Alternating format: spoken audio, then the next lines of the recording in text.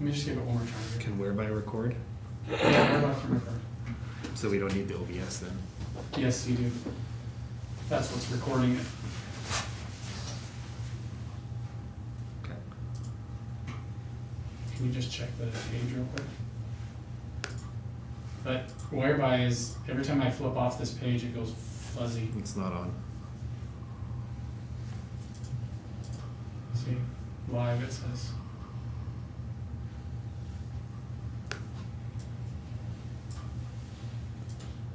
Oh, yep. Okay, well, I might have to stop. I might have to stop share screen. It's on. Okay, it's live. We're on? Yeah. All right. Welcome everyone to council committee meeting tonight. Call the meeting to order at 6:11 p.m. In studio here is myself, Councillor Peters, for administration, Martin Wolf, Greg Robinson, and Curtis Pratt. And joining us via stream is Councillor Harker, Councillor Fromm, Councillor Foss, and Mayor Depew. So we have agenda in front of us. Are there some additions to the agenda? We want to. If we could just add an addition to discuss the new COVID measures that were announced this evening. Okay, so we'll add the COVID measures to the agenda. All right. So we'll get into it. Items for discussion. 3.1, mediated negotiations. Was that more or less information, like a kind of a timeline A little of both. So for us? attached is the timeline of documents, at least from the very first meeting on November 28th. This doesn't include previous meetings or conversations, but it's more so the formal documentation, just as an update for the ICF committee and for council. The meeting starts tomorrow at 8:30. However, in light of the new restrictions, we're not 100% sure if that's permitted or how that's going to work. So bear with us, but we'll be trying to determine that tonight and tomorrow and let everyone know. But it is technically supposed to start at 8:30 in the morning at the Old Man River Regional Services Commission building. So I just wanted to bring that to your attention, that in light of COVID as well, we might have some nuances that we have to work out that we're not sure of yet. So. Okay. Does anyone have any questions with the timeline that Curtis presented to us? I know we've talked about it all pretty intensively already. So Curtis, you'll be there at Orsk to be able to make sure I can zoom in if it's gonna happen? Yeah, I'll be there for sure, if we can do it. Yeah, I'll send you the same link that it was tonight. It's the exact same link for you every time. Okay, that's easy. Yep. Okay, thank you. Anybody else with any questions? I guess my only question would be, Curtis, what do you see our role as being? I mean, everything is kind of outlined there. What should or shouldn't we be saying? Or I think what do you see our role as here? yeah, the mediators are going to be guiding the process, and so they're going to be working. The agenda's attached there, and just to kind of give you an idea of what to expect. They're going to go over the welcome, the introductions, go over the process, and then it's going to be a conversation basically between the county and the town to try and help each other understand what each other feels the other party needs to understand about their situation, and start that dialogue. And mediators are going to help kind of focus the questioning or focus people, challenging, I guess, their opinions or their positions to see if it holds up, I guess. It's going to be more of not a facilitative process. It's going to be a bit more of a kind of a step beneath an arbitrative process to try and help us get to a conclusion without having to go to arbitration. So I would just come review the information that's attached so you're aware of kind of the positions of everybody and what's gone forward to date and what you'd like the other party to know, and have an open mind to hear what they would like us to know, and then it's going to be a start of that conversation. I sure think that live would be so much better than not live, but hey, what can we do? Yeah. Well, I guess that might be the conversation, is if we aren't able to get into the Orsk building, because maybe Orsk will have a policy that their building won't be allowed, Yeah. Because it is in Lethbridge and they're under stricter guidelines. Would we prefer to delay instead of trying to do something all online? I mean, it's just my opinion, but boy, I'd sure rather be sitting in a room with people than on Skype, but I don't know. What does everybody else think? That's just my opinion. Councilor Peters? Curtis, did you find out any more information based on libraries? Whether that should be a part of the ICF discussions? I do have some information. It was going to be shared as part of one of the closed session items just because it comes with some legal privilege based on another municipality's ICF negotiations. Okay. And so that just needs to stay confidential at this point. And I was going to share that tonight.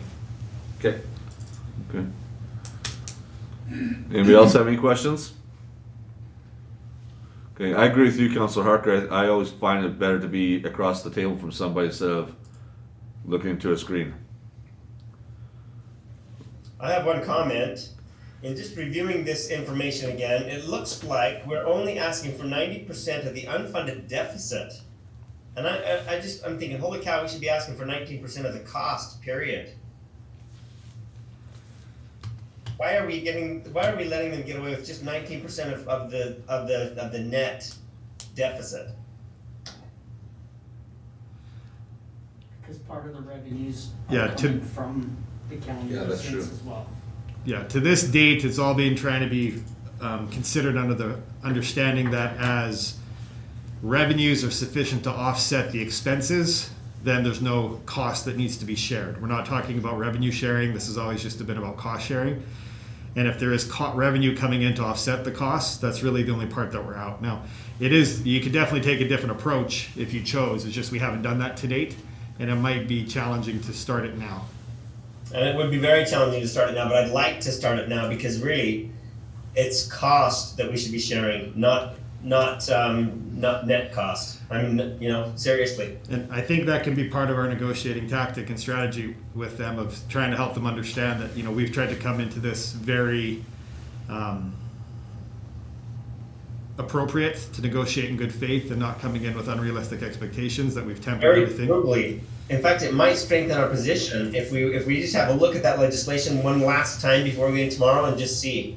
Because really, we're asking for 19% of a portion of the cost, Correct. not 19% of cost, period. Correct. And I think that's really significant for the mediators to understand that and for the county people to understand that as well. It didn't hit me until tonight reading that stuff. It's a good question. So actually, we've been coming at it in a very, very conservative way. Very conservative. Probably more out of a feeling of, we're fearful, to even ask for the part that we're asking for, right? I don't know if it's fearful, Councillor Harker. I think it's just more so that we recognize the fact that the County of Warner is not the MD of Greenview. It is a different fiscal reality that we have down here. However, we do have costs, and the purpose of the ICF process is to negotiate a settlement on sharing of services and the costs associated between two municipalities that their residents jointly use. And so they continue to say that we're not cognizant of their fiscal realities, and boy, we are. We really are. yeah, I think that's an argument that's fairly strongly could be made. We've done a lot of homework on this already. I'm ready just to go forward how we are. And we Also, might agree with that, but it strengthens our position to say we're really only asking for 19% of the deficit. we can be saying that. Yeah. And I also didn't hear what Joan had to say before my internet cut out. So I couldn't, something about if we need to be there, not be on Zoom, is that what it was about? No, I was just saying that I would much rather maybe postpone our meeting until we could actually meet together, but who knows if that's ever gonna happen. But I think it's just so much easier to be in a room with somebody. Amen to that, I agree with you. If it can be postponed, I'm 100% in favor of that. There is a lot of communication that is nonverbal. Really? For sure, yeah, I agree. Plus, there's new players in the room too, so I mean, I'd like to be there too. I agree. All right. Councillor Foss, Councillor Copeters, as the other members on the committee, do you have any feelings on that? Whether we go live or not, yeah, I think it's beneficial to be able to sit aside and talk to somebody if possible. However, looking at travel plans and things, who knows what it's gonna look like with the mediators probably already in the province. They're already here, yes. Yeah, so that might be a challenge, I think, financially, if we have to schedule more long-term rather than the next day or two, I think. So that's something we might need to find out sooner than later, I guess.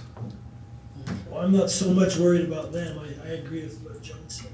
We need to, I mean, when they're in the room, there's a lot of things we can read too, just by us talking to them and them talking to us.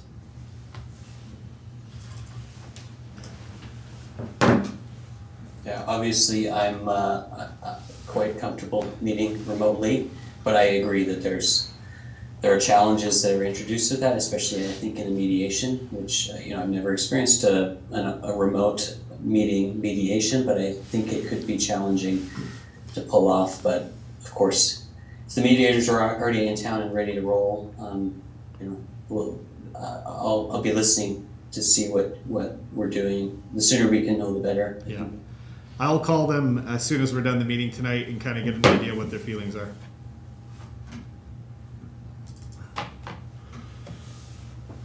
Okay, I think we are pretty comfortable with that. I think that we're very well prepared, so for those of you who can be there tomorrow, good luck. Okay, let's move on to 3.2, Emergency Operations Center Backup Generator Update.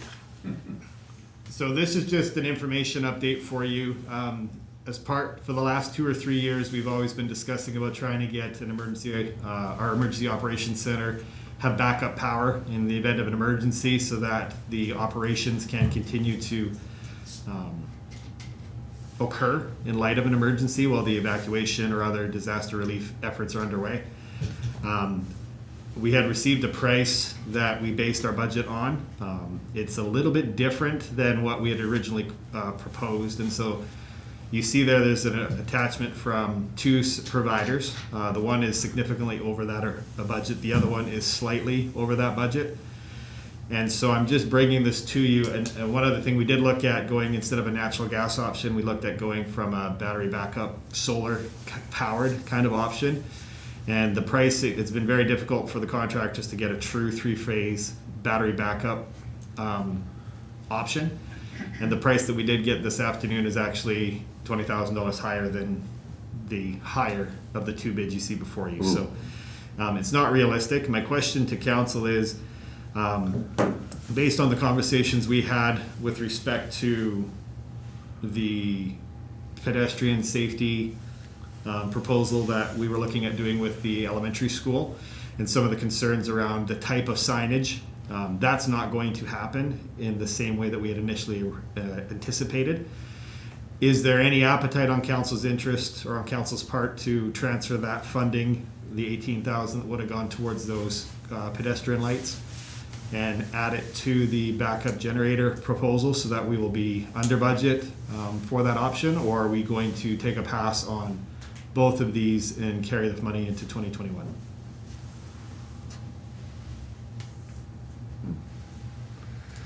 My thoughts are, Curtis, that we need to be seeing the whole thing anyway. Everything. I mean, there might be other items, might be less money coming before we make a decision like that. What was that, Mayor DePew? I says my opinion is that we need to see everything. We need to see all the line items when we have them, instead of just trying to work on one and move another one over there. Because when we come down to it in, I don't know when, in January, we'll be seeing everything and how much money we have, and maybe we have to wait even till April. Well, that valid point, Mayor DePew. The third attachment that you see there is the 2020 plan that you've already approved. Yeah. So those two expenses would have been spent had they been able to work under as originally budgeted because they fit into the parameters you've already approved. So all I'm asking is if you want to proceed with one of them or delay both of them into 2021 and carry that money forward. Again, it's just my opinion, but in light of everything that's going on, I would feel like it's pretty important to have our backup power generator, solar, however we figure out to do it, whichever to do it. I think we really, really, really need to do it. Yeah, it would be the natural gas option. Yeah. But my one question about that, were those two pieces of equipment, there's a lot of discrepancy in price. Were they, I don't know anything about the equipment, were they the same? Was one way better than the other, or? They're both sized to the capacity of our breakers here at the building, and so there'll be enough to handle our current capacity or any expanded capacity until we had to add an extra breaker box. So Yeah. they'll be But sufficient. why was the price of one so much more than the other? Just I couldn't tell you. I okay. don't know. I don't know just the wondered if anybody knew. Yeah, I don't know the technical differences between the two. It's just the Okay. two providers provided what they proposed, and one was significantly more than the other. Okay. It would have been nice to see the one proposal, if they were going to enclose it like the first proposal, because that might be part of the cost difference right there. Like you're talking like a shell that's around Yeah, it. yeah, and that's because if you look at the one proposal, the first one, the more expensive one, the higher one, if you look at it, they got a shell right around it, like it's all enclosed, encased. Is that going to be a $12,000 difference or $13,000 difference? I don't know. I don't know, and I don't know if it's necessary. And do you need that? If you need it, I know that for residential, most of these generators come without an enclosure to it. Yeah. If you think about an air conditioning unit, the air conditioning unit sits outside your home or your Yeah. business. It doesn't have anything protecting it either because it has to get airflow. So that's why I was wondering if the lower one, quote, does that include shell or not? Maybe, like I said, maybe that's what the difference in cost is. Yeah, it might be, and if anything, if we felt that we needed some protection, we could probably have our town guys weld up some type of Yeah. a shell for us Yeah, to definitely. keep the weather and stuff off it if we needed to. So that But- might be an in-house way Yeah. to save some But money. I don't think you do, because you buy these generators, and we've seen the number in town, and when I used to work in that business, there's a lot that were installed in southern Alberta, and none of them have the shower on them. Yeah. So I don't think that's a necessary thing, and I feel like Joan, I think we budgeted for it. yeah, And I think I think the cheaper option, I think still looks viable, and it's a local contractor. I think my vote would be that we continue with it just based on, we've approved it, we've looked at it, and as things progress, who knows, we might need a battery operated or a gas operated system sooner than later. yeah. We've approved it, I agree with that, but what I'm saying, maybe come April, there won't be the money to be able to finance it, so we'll have to readjust then, but we've already approved it, for sure. No, we do have the money already, Mayor Depew. It's money that was sent in 2020, so it won't affect anything for 2020. We may get less capital funding from the province in 2021, but those will be for priorities that you'll have to appoint next year. Okay. But you can still definitely do what you're suggesting, Mayor Depew. That's totally in your right.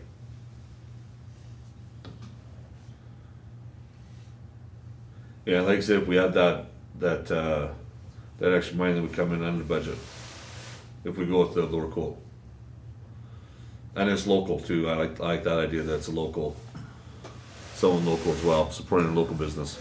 So not to lead the discussion, but if you do tend to go that way, would you like us to use the difference purchasing the defibrillators that we were going to be purchasing the difference on before the price went up, or do you want us just to do the backup generator and leave the extra defibrillator purchases for another time?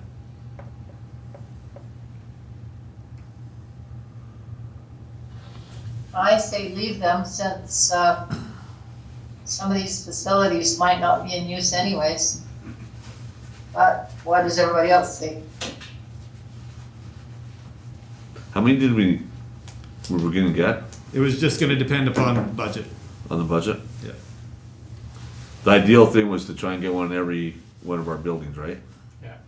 We can still share though, like we have But been. like the swimming pool and ice rink can share. You know, cause they're, And they generally do share. and they generally do, so we don't need an extra one for there. But.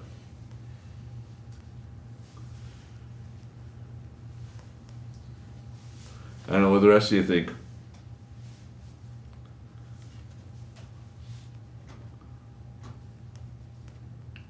Where do we have them so far? We have one between the ice arena and the swimming pool. Where else do we have them? I believe there was one in VSP Fitness, and one at the community center. Like we say, okay. I think we were talking about getting one at the senior center maybe, and somewhere else, I can't remember. Well, I don't believe there's anything at the ag buildings. You've got some other buildings that aren't, technically operated by the town, but they are owned by the town, but are used by public, significantly. The ag building could be one. And that could be a partnership with them because they do get, some decent funding throughout the year. Yeah, they do. Yeah, for sure. I don't think that given the light of COVID, I don't think that's probably a major priority this No. year. Anyways, and it's certainly something that we can explore with the other groups regardless, Yeah. given time. That's why I think we should explore with the other groups and see if we can come to a happy medium with them and get them in the buildings. But like I say, it's not a real priority right now, I don't think. That's just my opinion.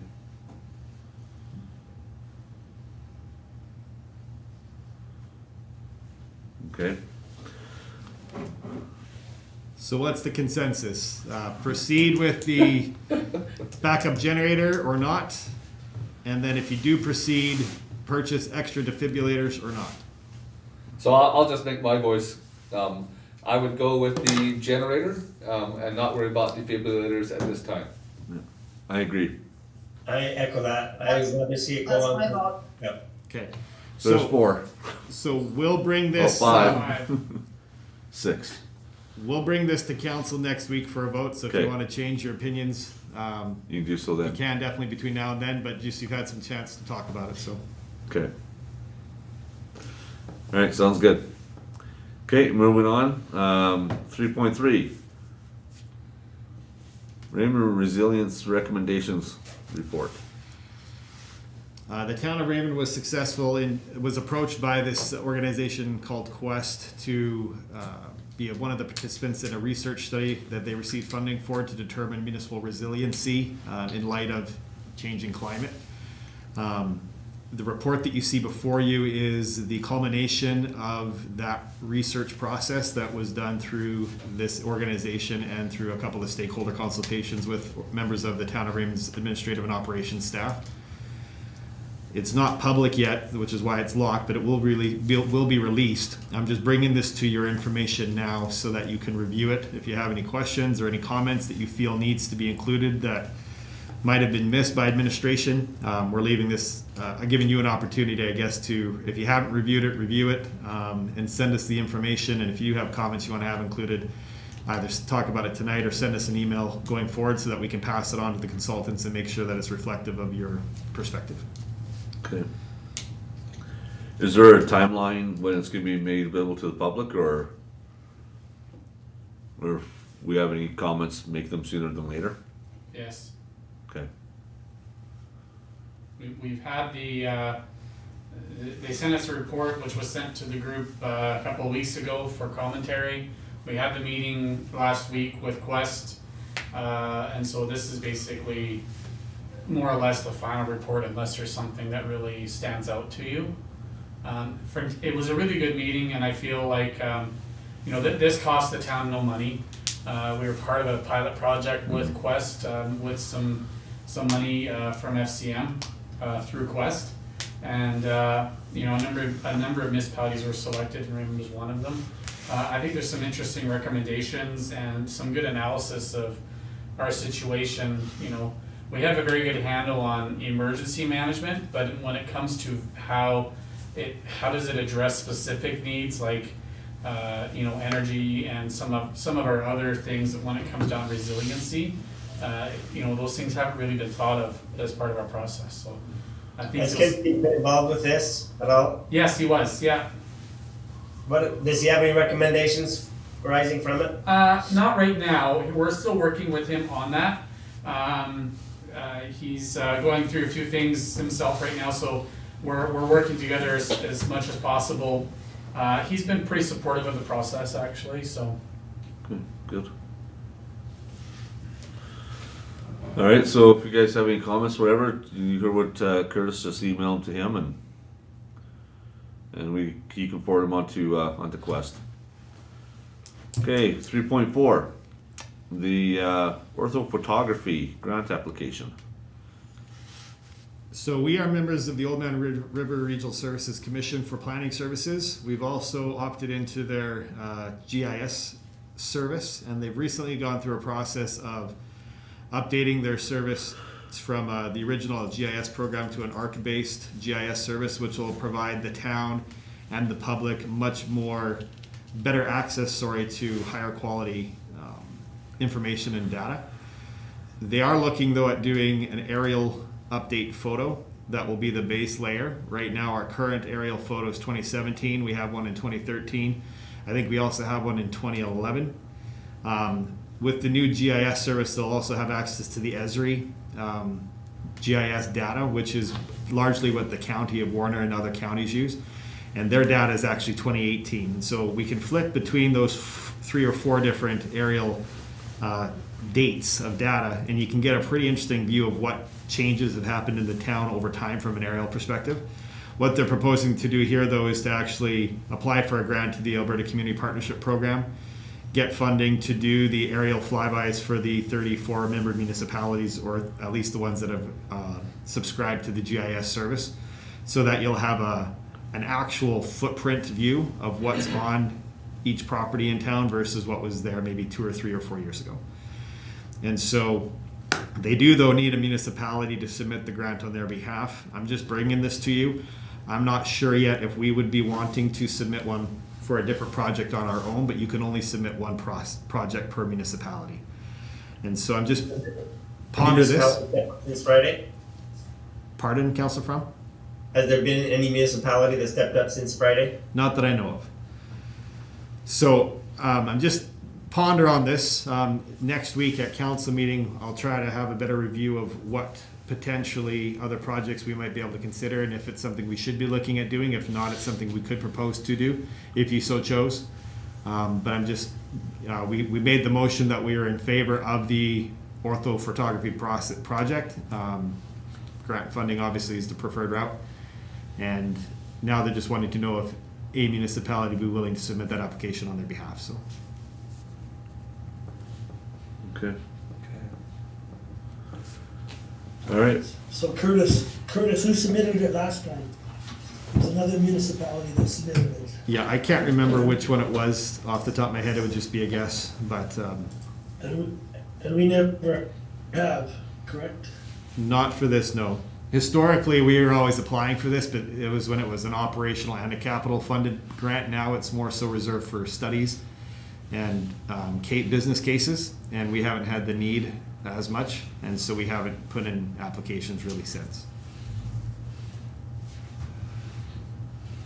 So yeah, next week you'll let us know if there's anything that we could be doing on our own, or else we could do this, right?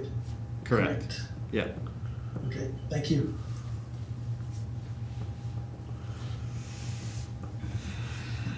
Okay. We'll go on to 3.5 then, the municipal budget webinar. This is just an email that came through from AUMA, and it's for your information, but if it is something that you guys would like to participate in, there is a webinar on December 3rd from 5:30 to 6:30 for municipal leaders, where they'll be talking about the impact of everything, I guess, on 2021's municipal budgets from an Alberta Urban Municipalities Association perspective. So if any of you are interested, there's the login registration information. You're welcome to attend. It is on a Thursday, I believe. And that is technically the night that we have scheduled a Ridgewater Services Commission meeting at 6. So we can delay it if we needed to do a further week, or just be aware that you might be double booked, or you might be late, or we'll just merge the two together. So do we just register on our own? Do we go through you to register? Or? It'd be easier if you just registered yourself, because you'll get the email and everything to you. But if you need assistance, we can definitely help you with that. Okay. Okay, any questions on the webinar? Well, I think I'd like to participate in that too, so I'm not sure how we do with that Ridge Water Service Commission meeting. Maybe I just don't attend that one, and Ron and Bryce could do that. Yeah. I have Chinook Arch at exactly the same time, unless it's canceled, so, but I do think somebody should, that. But yeah, that's what I was thinking. So I will register, and then I guess we'll wait to hear back from you on the Ridge, the Water Commission meeting, Curtis. Okay. Yeah, sounds good. Yeah, I should be able to tune into that too, so I'll probably register as well. Yeah, you're all welcome to. Water Commission meeting. Pardon me? I will attend the Water Commission meeting. Okay. Yeah, so will I. Okay.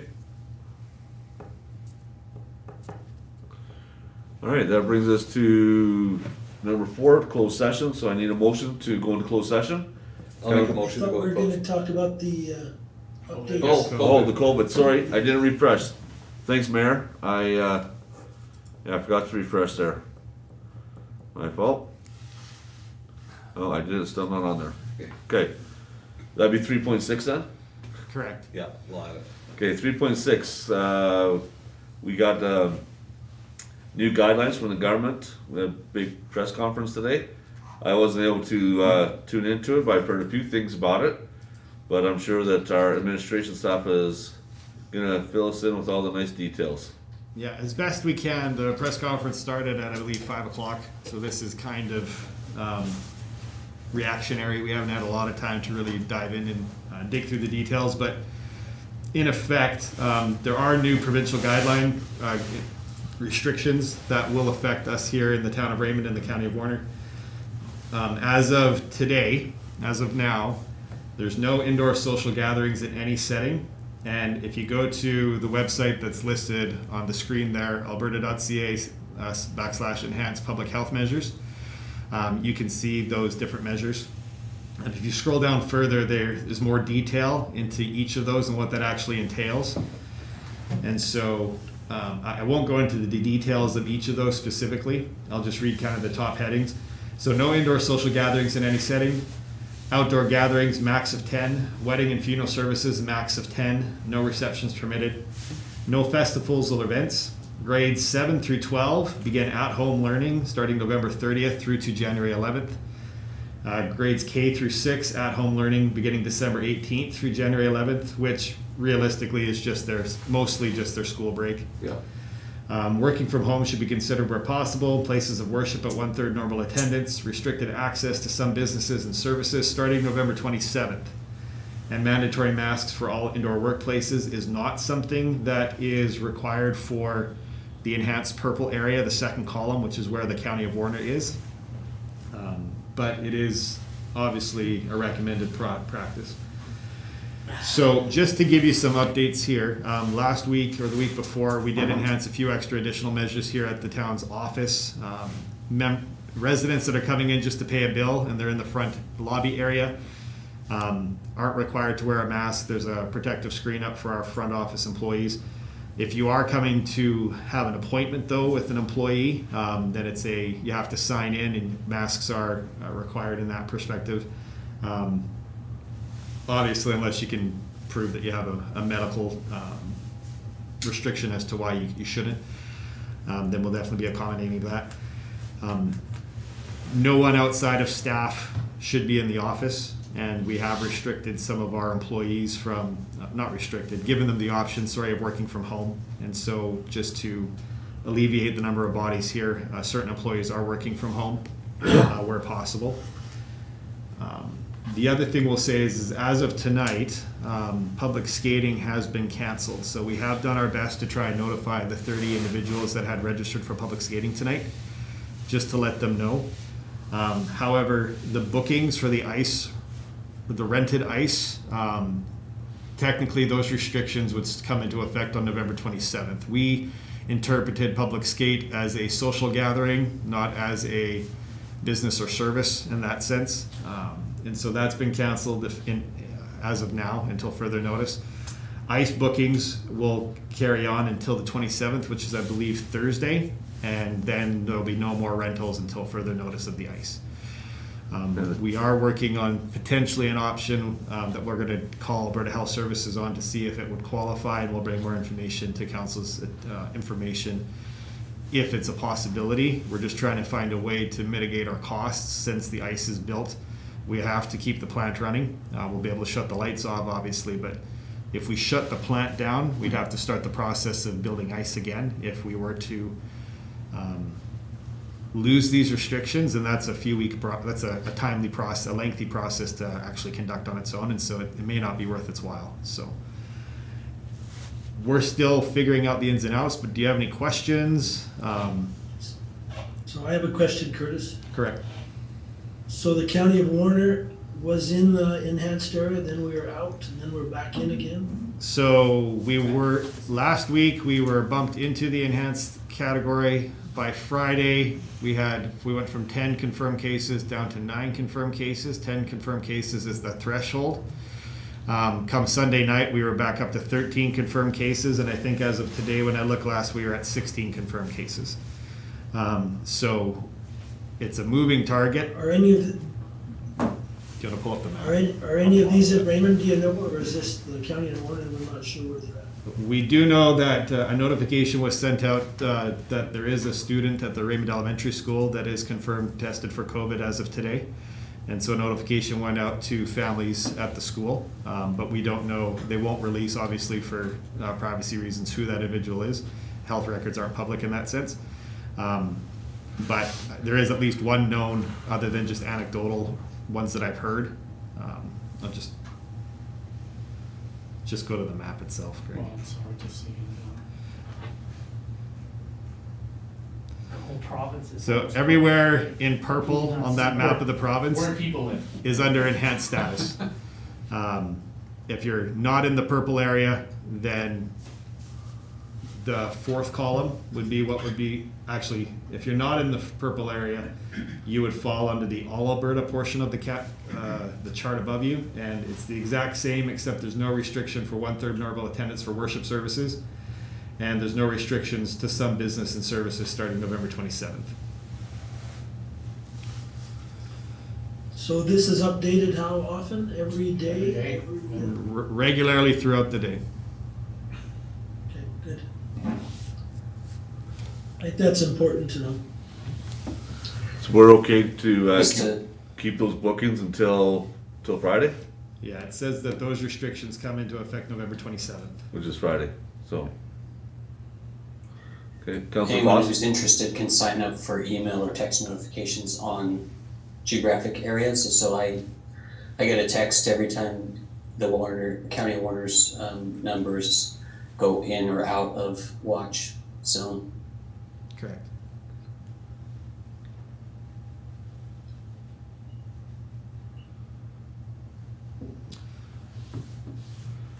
So basically, after Thursday night, there's no hockey. Yeah, and you gotta keep the plant going. Got to keep the plan going, but there's no using it. It's the Correct. expense. We are proposing something, I won't go into details yet, but it's a possibility to still allow some use of the ice arena under certain circumstances, but we have to confirm that with the AHS that it would meet their guidelines before we would recommend that. It said we could approach AHS and apply to keep certain things going, especially if you haven't had an outbreak. Yeah, That's what the press conference said today. yeah. Yeah, what we're proposing would still follow all of their guidelines. It's just allowing for some use and functionality, and unfortunately, revenue generation as the decider in this decision, so. For sure.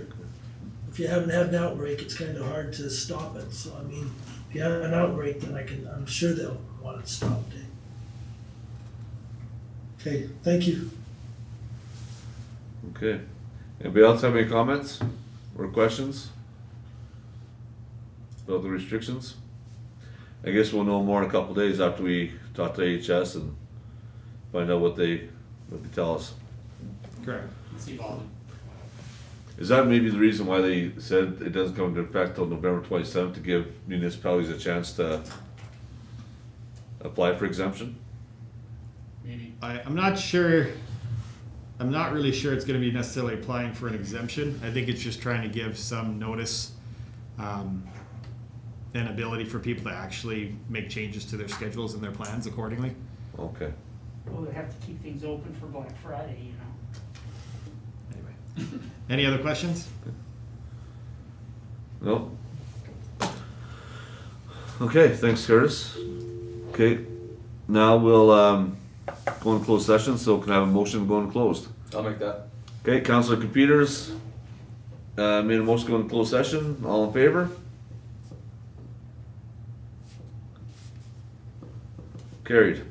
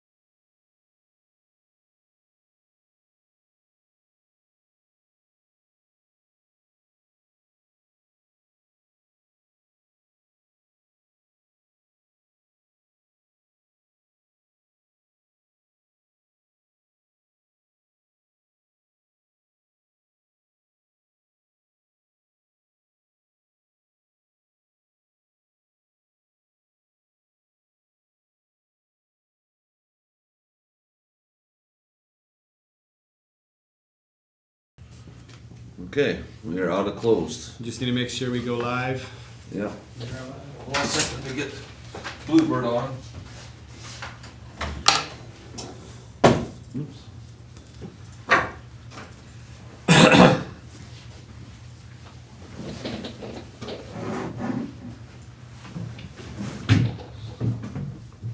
I was in a motion to adjourn, right? Yeah. Once he goes live. We are Yeah. live.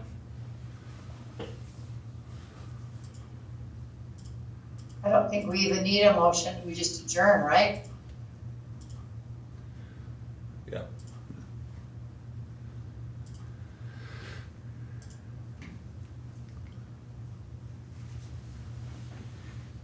We're good? Are we live? Yeah. Okay. We are back live. We are now out of closed session, so now we will adjourn. We are done. Thanks, everyone. Okay, guys, we'll see a couple of you guys tomorrow.